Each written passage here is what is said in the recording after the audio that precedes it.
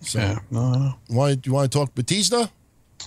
Yeah, absolutely. All right. For people that don't know, Batista did an interview. I heard it. Yeah. It's actually being covered on Fox News. It's being covered on TMZ, all the places online. They're actually making a big deal out of Batista's comments. Yeah. And just to summarize it, obviously a lot of it is circled around Guardians in the Galaxy and Batista's movie career.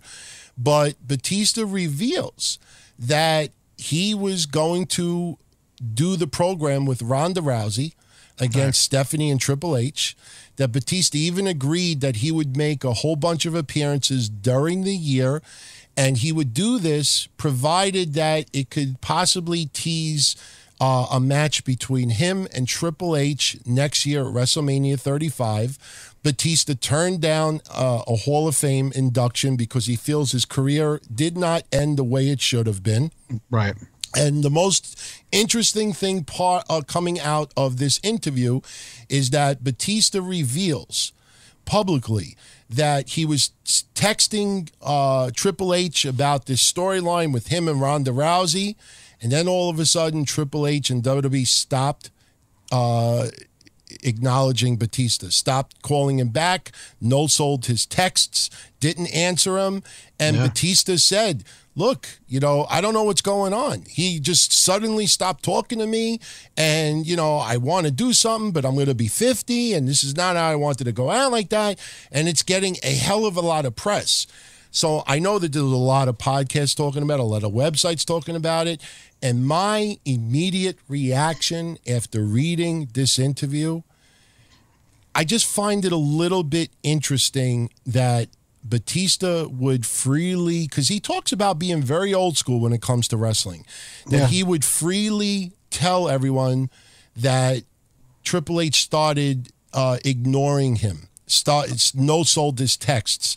I could understand saying publicly he turned down the Hall of Fame because he feels his career not done yet. He doesn't want to go out like that. But the way that he got so specific, my reaction is this is going to be part of a storyline in the future. Is it real? I absolutely believe it. But do you think that this is going to this is being done to plant some seeds for a storyline later on? No, I think this is actually legitimate. Word around the campfire is Triple H was very annoyed at Batista for not accepting the Hall of Fame nomination. They went with Goldberg, by the way, as a secondary choice. That's the word that's out there. Batista was their first choice to headline the Hall of Fame this year. They thought Triple H thought it could tie into the movie, blah, blah, blah. The movie is out now. As you know, the Avengers Infinity War, which is doing phenomenal business. Batista's part of a huge cast. It's not Batista's movie per se, but he's part of a huge ensemble cast. WrestleMania was only, a month or change ago. And they wanted him to do it. He didn't want to do it because he wanted to have one more match. Triple H disagreed with him, thought he should call it a day and just do the Hall of Fame. Batista thought otherwise, and I think that's why the text stopped between them, because he didn't go with Triple H's idea, and he goes, I want to have another match, and Dave is obsessed for some reason with wrestling Triple H. I don't know why. Like, he talks about it all the time. He's been talking about it for a year and a half. I'll say this. First off, I never said it wasn't legit. I think everything that Batista said happened, but I feel that it was a little bit odd for him to be this revealing publicly about it. I think he's annoyed, DT. I think he's upset with the company. I don't doubt that. But in the same interview, he talks about how old school he is when it comes to wrestling and stuff like that, that he actually doesn't, talk publicly about a lot of this stuff. Like he's saying, like, I don't know why I'm actually saying all of this, but I am. You know what I mean? It just felt I think he's hurt. I think he's hurt, and he says he's been very loyal. He never went to the TNA or Ring of Honor appearances or do anything that they offered him to do.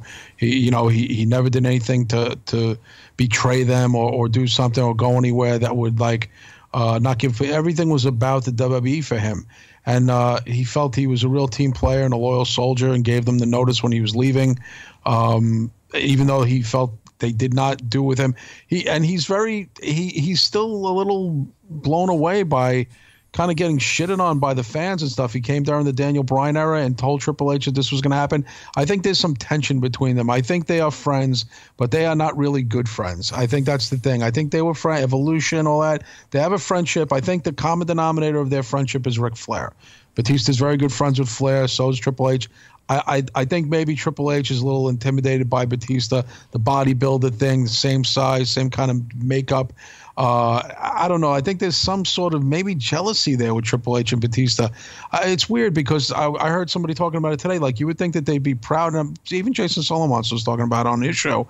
They'd be proud of Dave's success, that it's not just about The Rock, but there's other people who can make things of themselves.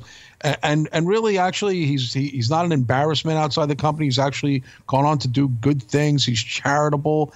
They should be proud of their boy, so to speak. Do you agree with that, DT? Let me say this. I think they brought him up through developmental. He's a developmental trainee.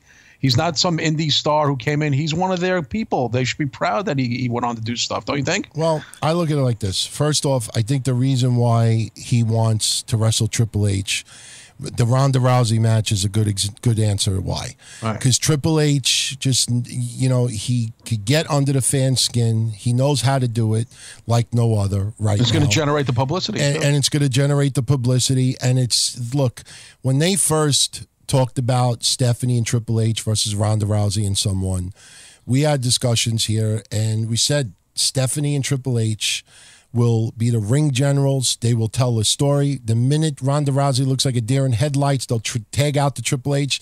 They know how to keep the crowd in check and tell the right story. And Triple H is the perfect catalyst for Batista. Yeah. He doesn't have to worry about someone else where the fans are just, into Braun Strowman, into Daniel Bryan, into so and this, and then, the whole bringing back Batista backfires again. It's not going to backfire if he feuds with Triple H. As far as the thing with The Rock and Batista and this and that, you got to understand something. And I know a lot of podcasters were talking about this, but the one thing that people have left out over and over and over again is the first thing that came to my mind. The Rock comes from a wrestling family. The Rock comes from Rocky Johnson, Peter Maivia, comes from other members of the Samoan family, Alpha and Sika and this and that.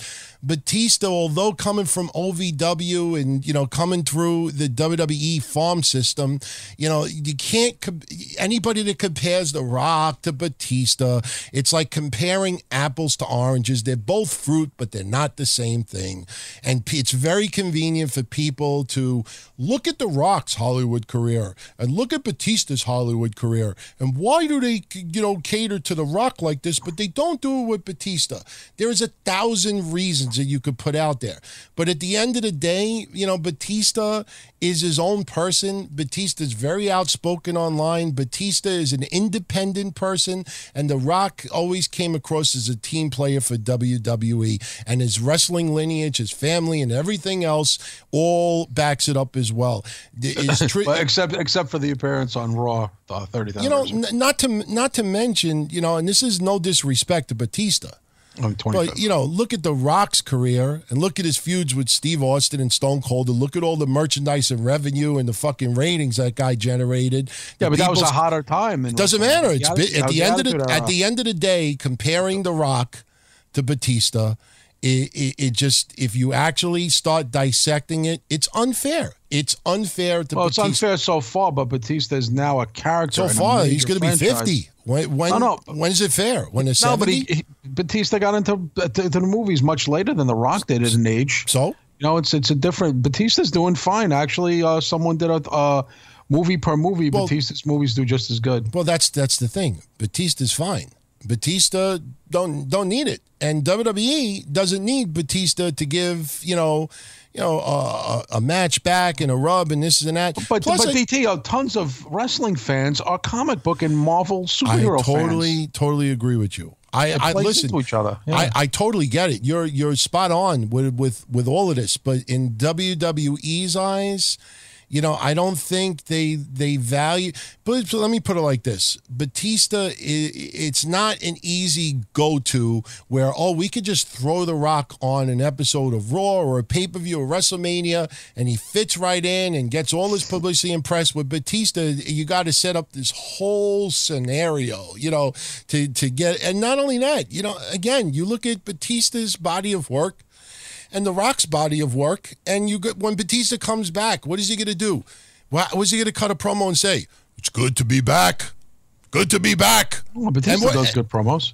I know that, but, you're comparing to Batista's promos to the Rock concert. You're comparing Blue Pants to the fucking Rock. You understand what I'm saying? You can't compare the two. And you can't say, well, why does WWE cater to the Rock and not to be, No, well, they're saying that, why, just like you say, why don't they acknowledge Ken Shamrock? Why do they treat certain people this way and these people that way? They probably just feel they don't really need him right now. For now. Plus we don't know how much Batista wants, to come back. We don't know what kind of pay it is. And it sounds like Batista is very reasonable, or comes off as someone he said he'd do house shows. Yeah, I mean, I guess WWE just feels like, we're good. I think there might be something with the Marvel and the signing off on him and whatever. There could be some contractual things, Sure, absolutely. I mean, there's a lot of things that it could be, but I think at the end of the day, I think this WWE feels, we could, we're not in that much of a rush, and when you see WrestleMania the way it is now. It's 5 hours, it's 6 hours. With pre-shows, it's 7 hours. How many more subscriptions are you going to get because Batista is part of a 7-hour show? If they can, I don't know if there is an absolute necessity for Batista. Will Batista be back? Absolutely. And I think a little of this was to plant seeds of something later on. But I do agree with you. There's definitely some dissension there. I think it might be a little bit of feelings hurt, on behalf of Batista, which I don't blame him. But I think that there's more to this than meets the eye. Reminds me of the way the Yankees treat Reggie Jackson. Steinbrenner was absolutely stupid in 81 not to bring him back. I mean, come on. That's just ridiculous. I remember because they didn't want to commit to an extra year on that contract. And then I'll never forget, he came back to Yankee Stadium. It was a rainy night. Ron Guidry was pitching. Jackson comes up to bat and fucking hits a home run. And the rain, the entire Yankee Stadium is chanting Steinbrenner sucks. And, oh, God. You're a huge Reggie Jackson fan. Yeah, know everything about it.